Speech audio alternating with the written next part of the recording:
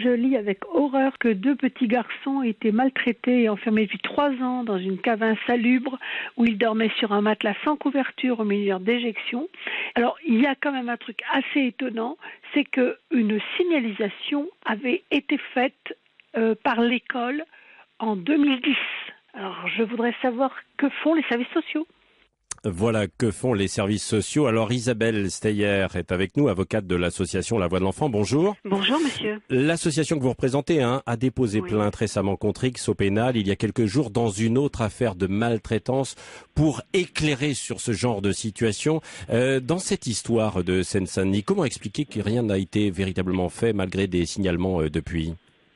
Écoutez, c'est bien le problème de ces dossiers, c'est-à-dire que des signalements sont adressés à des cellules diverses et aucun lien n'est fait entre les différents signalements.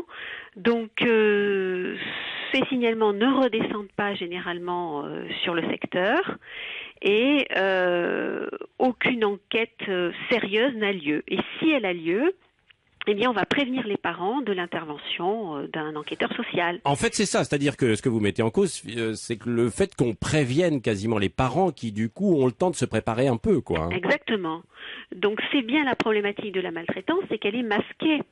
Oui. Et ces parents, lorsqu'ils sont convoqués ou invités à se prononcer, vont avoir un comportement qui est généralement approprié, puisque ces parents, d'après ce que j'ai compris dans ce dossier-là, traitaient de façon normale certains enfants. Un enfant, effectivement, voilà. L'enfant de la femme, qui était la belle-mère des 2 autres garçons, oui. Voilà. Donc cet enfant, c'était des parents qui pouvaient être bien traitants par ailleurs.